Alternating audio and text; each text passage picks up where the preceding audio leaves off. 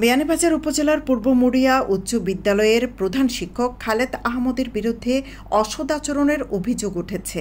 এ নিয়ে সামাজিক যোগাযোগ মাধ্যমে তার উপর ক্ষোভ ঝাড়ছেন শিক্ষার্থীরা।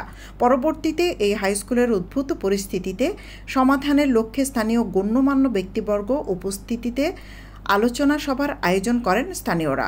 মঙ্গলবার সন্ধ্যায় বিদ্যালয়ের হলরুমে আয়োজিত সভায় 2009 সালে বিদ্যালয়ে যোগদানের পর থেকে এই প্রধান শিক্ষকের আধিপত্য ও প্রভাব বিস্তার সহ বিয়ানীবাজারে TNT রোডে ইবনে আল মতিন টাওয়ারে রেডি ফ্ল্যাট ভাড়া দেওয়া হচ্ছে। শীতাতপ নিয়ন্ত্রিত কক্ষ, attach bathroom, kitchen, dining, lift, CCTV, বিশাল পার্কিং ও ছাদ সহ থাকছে শিশুদের জন্য বিনোদনের ব্যবস্থা।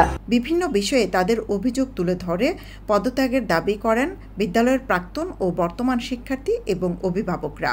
সভায় স্থানীয় গণ্যমান্য ব্যক্তিবর্গ উপস্থিত ব্যক্তির অভিযোগ শুনে সংশ্লিষ্ট সকলের সাথে আলোচনা করে সমাধানের আশ্বাস প্রদান করেন।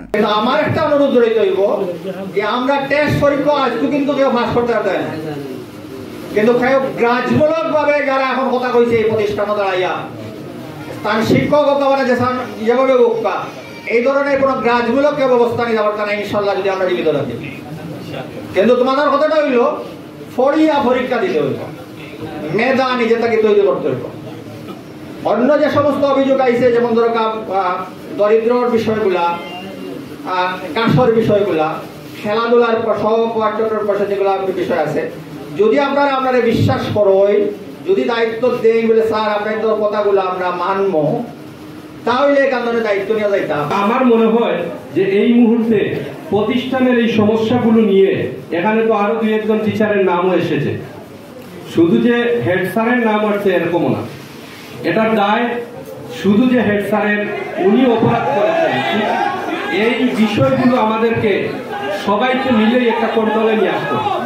যদি আমরা এই বিষয়টাকে যদি আমরা সহজভাবে ছেড়ে দিই তাহলে কিন্তু সেটা আমাদের সমাধান এবং ভবিষ্যতে আমাদের সুন্দর হবে না।